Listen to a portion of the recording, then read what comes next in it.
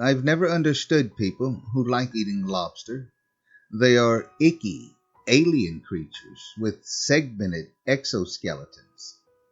If you really think about it, you're basically dining on a giant ocean spider that crawls around the seafloor eating corpses.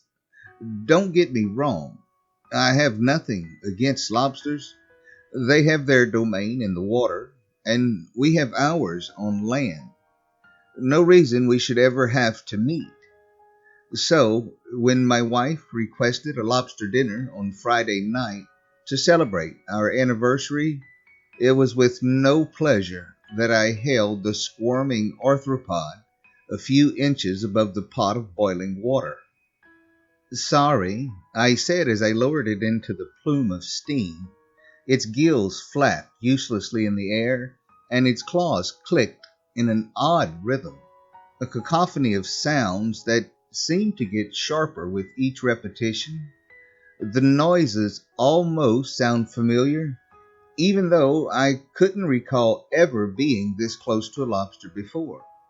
The clicking and flapping increased in speed and volume as one of the lobster's bluish legs touched the bubbling water and started to turn red. Why were those sounds so recognizable?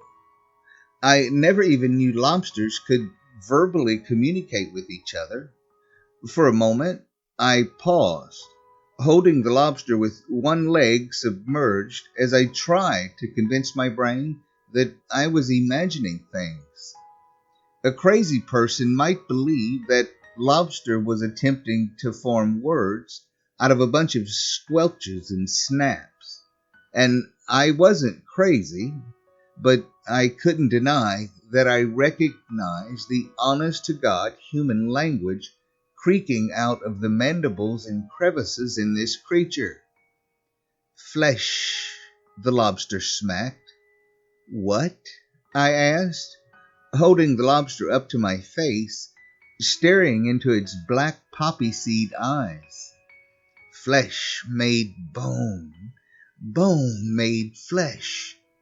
The production of these sounds appeared to take some effort as the lobster's entire body contorted and undulated with each syllable. I turned off the stove so I could hear it better. Flesh made bone. Bone made flesh. Flesh made bone. Bone made flesh. Flesh made bone. Bone made flesh. The lobster repeated the phrase over and over again like an incantation. It was undeniable. I was an insane person. I put it back in the small plastic bucket of water I got from the grocery store, and the words turned into muffled gurgles. Normal lobster sounds, I presumed. Still, I had to be sure.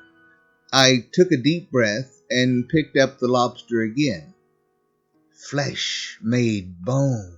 I quickly dropped it back in the water with a splash. I looked at my watch. My wife was working late, so she wasn't there to confirm that I wasn't hallucinating.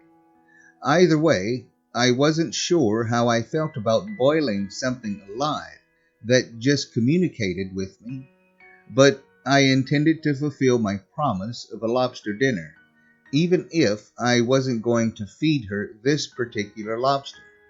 I pulled out my phone and texted her, change of plans, meet at Red Lobster in 1 hour.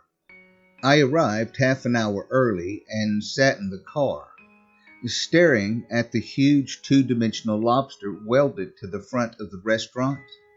My own lobster was on the passenger seat next to me in its bucket where I couldn't quite hear its chant. A cook in a stained white apron popped open a door leading into an alleyway alongside the restaurant. He was balding and well into middle age, but I was surprised to see what looked like rippling muscles beneath his uniform as he emptied many gallons of lobster shells into a dumpster. When he finished, he leaned against the wall and lit a cigarette. I got out of the car. The parking lot smelled of rotten fish, mixed with the sweet scent of buttered bread. "Excuse me," I called out as I approached him, lobster bucket in hand. The cook looked me up and down. His eyes lingered on the bucket. "Yes," he said.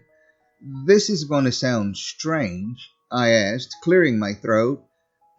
"But has a lobster ever, spoken to you?"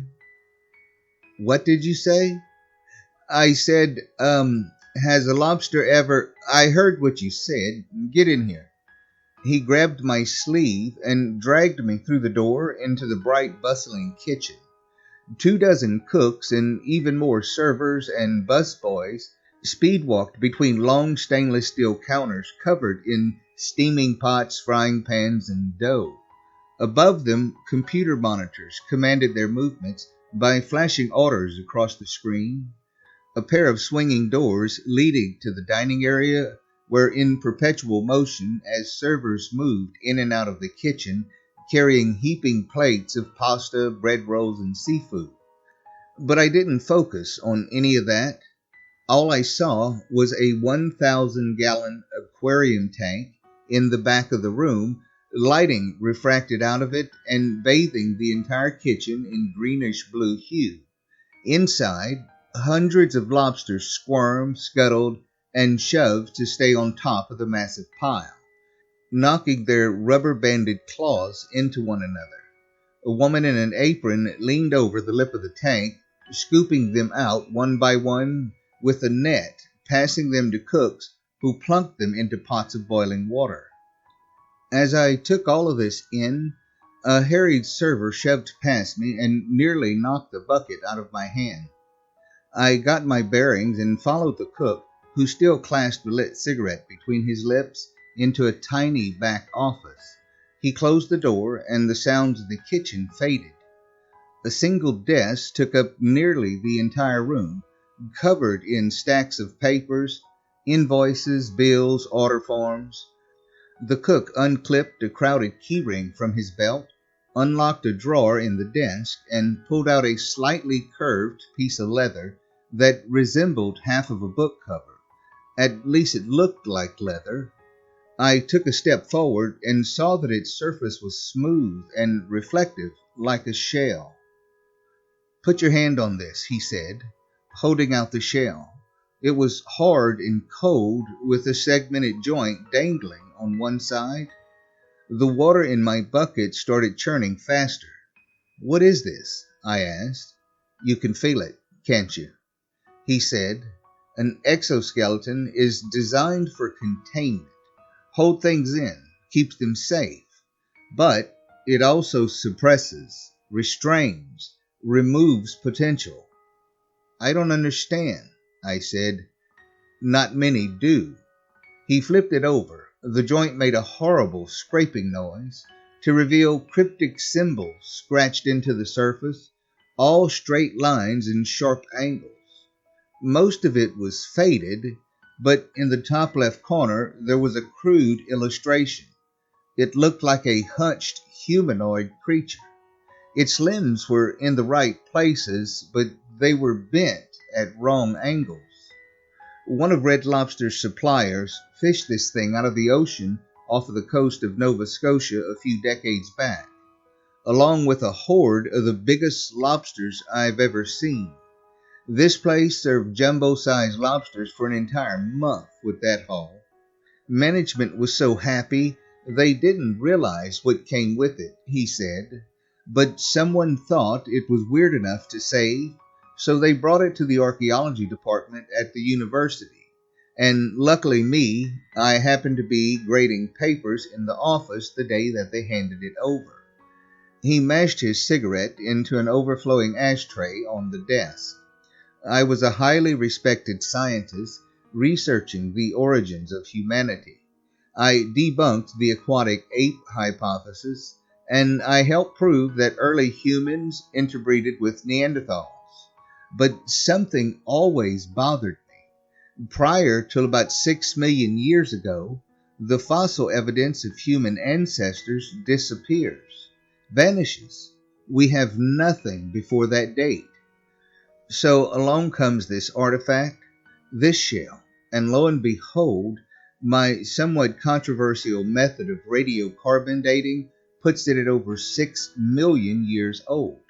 Best I can figure, the trawler pulled it out of some recently defrosted mud that had landed undisturbed all that time.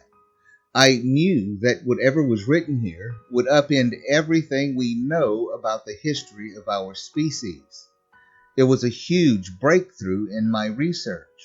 It was a step forward for humanity. But when I presented my findings to my colleagues, those quacks took away my tenure. They said I had fallen for the most obvious prank they ever saw.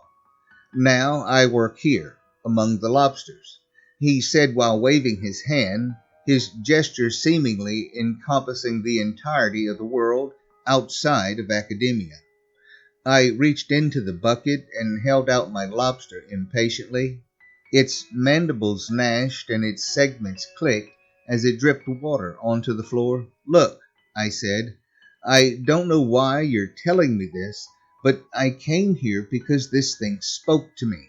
It's still trying to speak to me, and I don't know what to do about it. I began to hear the incantation again as the water drained from its joints.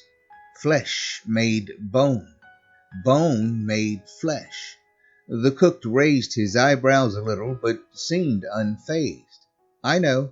I hear them too sometimes. What? How is any of this possible? I asked. Lobsters are actually pretty smart. We're lucky they aren't smarter. About 1 in a million bothers learning how to communicate with us, and I run into them pretty regularly. What can I say? We harvest a lot of lobsters. Most people dismiss the noises as coincidence, but every once in a while, somebody shows up claiming they found a talking lobster. This one, though, flesh made bone. The lobster repeated, I haven't heard that before, he said. He laid the shell on his desk. All you need to know is that creature, like you and me, with internal skeletons and backbones. We weren't always like this. I'm no linguist, but from what I've gathered from the writing on this shell and what the lobsters say, at some point we swapped. What do you mean, swapped? I asked. I'm saying lobsters and crabs and spiders and whatnot used to have bones, like us, and monkeys and rats and people used to have exoskeletons. A long time ago, we made some sort of trade. That's the best way I can describe it. No idea how it happened, but that's when human evolution really got going. And you see it in the fossils. Like I said, before a certain point, there's nothing. Then early humans showed up about 6 million years ago. That's because the exoskeletons of our ancestors didn't fossilize correctly. Stuck in the mud, archaeologists won't believe it because there's nothing left to analyze. Except this shell, apparently, I said. Talking to a lobster must have messed with my brain because I wasn't ready to completely discount what this guy was saying. Yeah, exoskeletons are something else, he said. Evolutionarily speaking, they are incredibly stable. Lobsters and other invertebrates haven't changed much in millions of years. They live long lives for their size, up to half a century. But that's the thing. There's an artificial cap.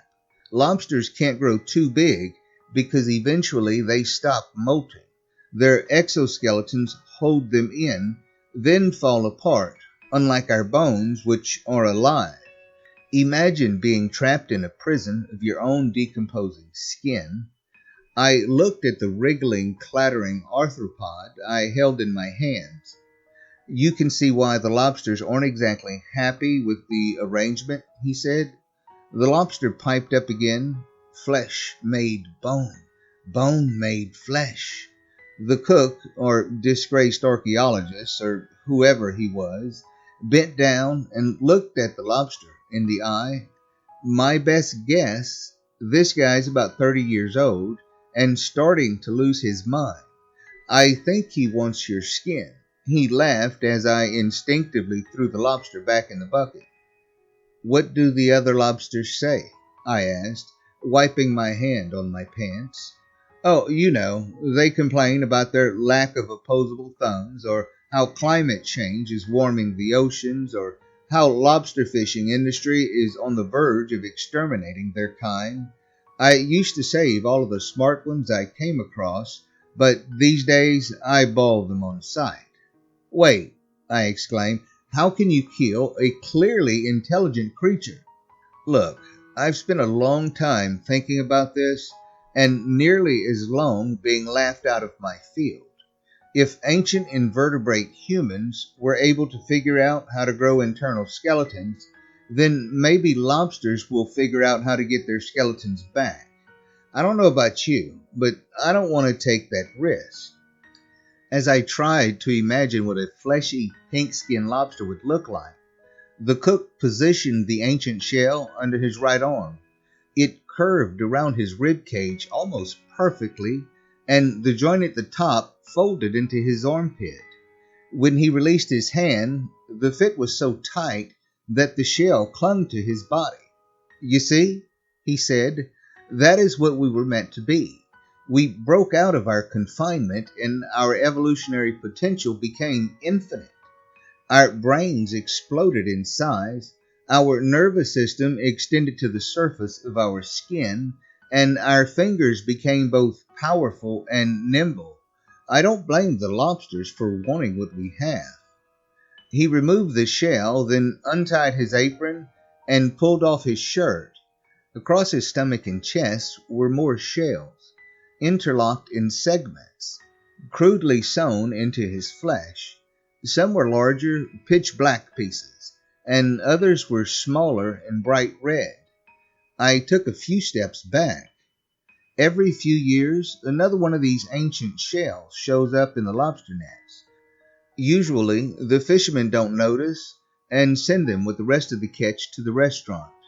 I pick them out of the garbage and add them to my exoskeleton, he said, lightly tapping his armor. Lobsters like yours help fill in the gaps. I swallowed.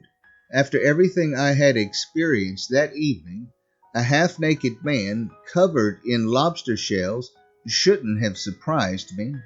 My brain screamed at me to run, but I just stood there. But now humans have reached our peak, and we risk backsliding, he said, slowly walking toward me. Allowing the vertebrate evolution to continue, unencumbered, could be disastrous. In many ways, we were lucky to develop as successfully as we did. Extreme environmental pressures and natural selection gave us our gifts. Now that we are the world's most dominant species, those pressures are exerting the opposite effect, shrinking our muscles and brains. Within 5,000 years, a millisecond of evolutionary time, we'll only have 4 toes. 4 toes. I backed up until I ran into the wall, and the cook stopped inches from my face. A scent of smoky brine emanated from his body. Just as ancient humans once made the decision 6 million years ago to acquire a backbone for the betterment of the species, we must now make the decision to return to our natural form and preserve the future of humanity, he said, gently caressing his shell segments. And how are we supposed to do that? I asked stupidly. His body slackened and he sighed. Honestly, I have no idea. With any luck, someday my research will reveal the answer. Until then, I do what I can, collecting artifacts and sharing my knowledge. My phone buzzed. My wife had arrived and was waiting for me at our table. Look, thank you for your time and your theories, but I have to go, I said. I promised my wife a lobster dinner. I understand, he said. He reached toward me and I winched, but he was just opening the door. I walked back out into the kitchen, ducking as trays went zipping by my head. Suddenly, a hand reached out and grabbed my bucket, tugging it firmly in the opposite direction. It was the cook. "Aren't you forgetting something?" he asked. "I'll cook this up for you and have it out right away." "Oh, no thanks," I said. "Even if everything you said is true, I still don't want to eat a conscious being, you know." I pulled the bucket harder, causing the water to slosh around, but the cook held on tight. "I am afraid it's not in the best interests of humanity to let this one live," he said, his eyes narrowed. I looked around, but everyone was so busy doing their jobs, they didn't seem aware of our existence. In one swift motion, I snatched the lobster and let go of the bucket, causing the cook to stumble backwards. I squeezed between two counters and moved as quickly as I could toward the dining area, without knocking into anyone. It wasn't fast enough. As I passed the lobster tank, the cook caught up and grabbed my pants leg. I fell forward, hitting the floor hard, and narrowly avoided crushing my lobster. The other cooks and servers were beginning to notice that something unusual was happening, even for the standards of a bustling kitchen. For a brief moment, everyone stopped what they were doing and stared at the scene. There I was, lying on the floor next to a lobster, while a shirtless cook covered in shells stood over us menacingly. The entire kitchen was silent, just long enough for me to make out the swishing, clacking words of my lobster. "Flesh made bone," it said, clamping its claw into an exposed part of the cook's ankle, where he had not yet attached a shell. The cook screamed in pain, and blood poured from the surprisingly deep wound. "Bone made flesh," the lobster said as it struck again, sending the cook hobbling backward, where he fell over the edge of the lobster tank and plunged into the water. The lobsters in the tank converged on the cook like a school of piranhas, biting into his flesh with tiny mandibles and instantly filling the water with blood. The light reflected from the tank bathed the kitchen in red.